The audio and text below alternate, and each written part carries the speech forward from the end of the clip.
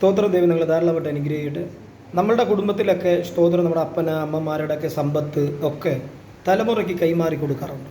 അതിപ്പോൾ ചർച്ചിൽ പോകുന്നവരാണെങ്കിൽ ഇല്ലെങ്കിലും കൊടുക്കാറുണ്ട്. പക്ഷെ നിങ്ങളൊരു കാര്യം ശ്രദ്ധിച്ചിട്ടുണ്ടോ? തലമുറ കൈമാറി വരുന്ന ഒരു സ്വഭാവമുണ്ട്. നമ്മളൊക്കെ ജനിക്കുമ്പോൾ തന്നെ പറയുന്ന ആൾക്കാരോ അല്ലെങ്കിൽ ബന്ധുക്കളോ കാണാൻ വരുമ്പോൾ പറയുന്ന അപ്പൻ്റെ അതേ സ്വഭാവം അല്ലെങ്കിൽ അപ്പൻ്റെ അതേ മുഖച്ചായ, അല്ലേ? സ്തോത്രം. പക്ഷെ നമ്മുടെ തലമുറ നമ്മൾ അവരുടെ മേൽ എഴുതി വയ്ക്കുന്ന സ്വത്തല്ല നമ്മൾ കൊടുക്കേണ്ടത്. സ്വത്ത് കൊടുക്കണ്ടെന്നല്ല, കൊടുക്കണം.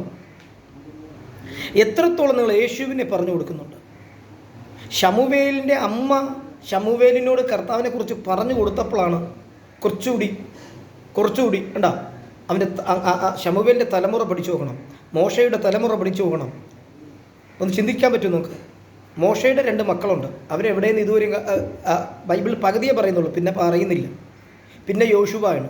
ഞാൻ പറഞ്ഞു വന്നത് ശ്രദ്ധിക്കുക.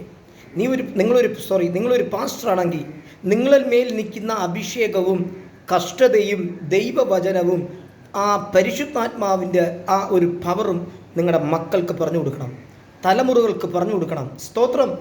ജീവനോടെ ഇരിക്കുമ്പോൾ നീ യേശുവിനെ കുറിച്ച് പറഞ്ഞു കൊടുത്താലേ ആ തലമുറയുടെ മണ്ടയ്ക്കകത്ത് കയറത്തുള്ളൂ. ഇല്ലെങ്കിൽ സാത്താൻ നിൻ്റെ കുടുംബത്തിൽ കൈമാറി വന്ന ആ കോപം, വൈരാഗ്യം, വെറി, ദേഷ്യങ്ങളെല്ലാം ഈ കുഞ്ഞിൻ്റെ മേലിരിക്കും. അവൻ എത്ര സ്നാനപ്പെട്ടെന്ന് പറഞ്ഞാലും അവൻ എത്ര പ്രാർത്ഥിച്ചെന്ന് പറഞ്ഞാലും അത് പൊട്ടത്തില്ല. കാരണം ഇതിനൊരു തലമുറയുണ്ട്. അതുകൊണ്ടാണ് ഫറവോൻ്റെ കയ്യിൽ നിന്നും ഇസ്രായേൽ ജനത്തെ വിളിച്ചു വന്നിട്ടും അഗറോൻ ഉണ്ടാക്കിയ കാളക്കുട്ടിയുടെ മുമ്പിലും ഇവർക്ക് ആരാധിക്കാൻ പറ്റിയത്. യഥാർത്ഥ ജീവനുള്ള ദൈവം അവർക്ക് മേഘസ്തംഭവും അഗ്നിസ്തംഭവുമായിട്ട് പൊയ്ക്കൊണ്ടിരിക്കുകയാണ്. പക്ഷെ അവർക്കത് മനസ്സിലാവുന്നില്ല. ആ കാണുമ്പോൾ ഉള്ള ഒരു സ്തോത്രം, കാണുമ്പോൾ ഉള്ളൊരു വചനം വായന അല്ലാണ്ട് പരിശുദ്ധാത്മാവിനാൽ നിറഞ്ഞു നീ ദൈവവചനം വായിച്ചു നോക്ക്. എത്ര ശാപമായിരുന്നാലും അത് പൊട്ടി മാറിയിരിക്കും. സ്തോത്രം. 2, കുടുംബത്തിൽ എപ്പോഴും വഴക്കാണ്. ഭാര്യ, ഭർത്താവ്, മക്കൾ. എന്ത് കാരണം നോക്കിയാൽ ഒന്നുമില്ല. പക്ഷേ മുജ്ജന്മത്തിലുള്ള പാപ സ്വഭാവമുള്ള അപ്പൻ്റെയും അമ്മയുടെയും നിന്ന് കിട്ടിയ കോപം, അതായത് ഗർഭിണിയായിരിക്കുമ്പോൾ തന്നെ വൈരാഗ്യം, കോപം, ദേഷ്യം, ഇതെല്ലാം ഈ മോന് കിട്ടും, ഇതെല്ലാം ഈ കുഞ്ഞിന് കിട്ടും. ഇതിങ്ങനെ തലമുറ കൈമാറി വരുന്നു. അവൻ്റെ ജനനം ഇങ്ങനെ കൈമാറി വരുമ്പോൾ സാത്താൻ അവനെ ഉപയോഗിച്ചുകൊണ്ടിരിക്കുകയാണ്. അതിനെ നിങ്ങൾ പ്രാർത്ഥിച്ച് പൊട്ടിക്കണം.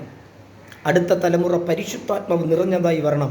ഇതിൽ കൂടി കേൾക്കുന്ന ആരെങ്കിലും തലമുറകൾക്ക് വേണ്ടി കരയുന്നവരാണോ? നിർത്തരുത്. തലമുറയ്ക്ക് വേണ്ടി സ്തോത്രം മുട്ടുമേൽ നിന്ന് കരഞ്ഞ് അന്യഭാഷയിൽ പ്രാർത്ഥിച്ച് ജയിക്കാൻ നോക്ക്. മക്കളെ ശപിക്കരുത്. സീരിയസ് ആയിട്ട് പറയുന്നത്. ആ ശാപവാക്ക് നിൻ്റെ വായിൽ നിന്ന് എവിടെ വരുന്നു? നീ വചനം വായിക്കുന്നു, പ്രാർത്ഥിക്കുന്നു, ഉപവസിക്കുന്നു, എല്ലാം ചെയ്യുന്നു. പക്ഷേ ശാപവാക്കുകൾ ആരോട്? പരിശുദ്ധാത്മ വ്യക്തമായി പറയുന്നു, തലമുറയെ വാർത്തുണ്ടാക്ക്, പുതിയ ജനറേഷന് വേണ്ടി പ്രാർത്ഥിക്കുക. ശാപവാക്കുകൾ പറയല്ലേ. കുടുംബ പാരമ്പര്യ ശാപങ്ങളെ പൊട്ടിക്കുക. ഗിദെയോനെ നോക്ക്.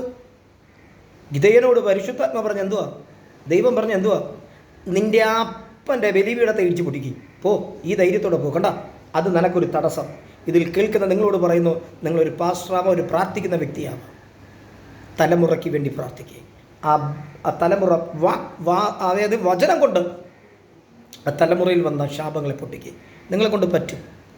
യോഹന്നാന്റെ സുവിശേഷം 5-ാം അധ്യായം നിങ്ങൾ പഠിക്കണം. യോഹന്നാന്റെ സുവിശേഷം 5:1 മുതൽ നിങ്ങൾ താഴോട്ട് വായിച്ചു നോക്ക്. ദൈവം അനുഗ്രഹിക്കട്ടെ. സ്തോത്രം.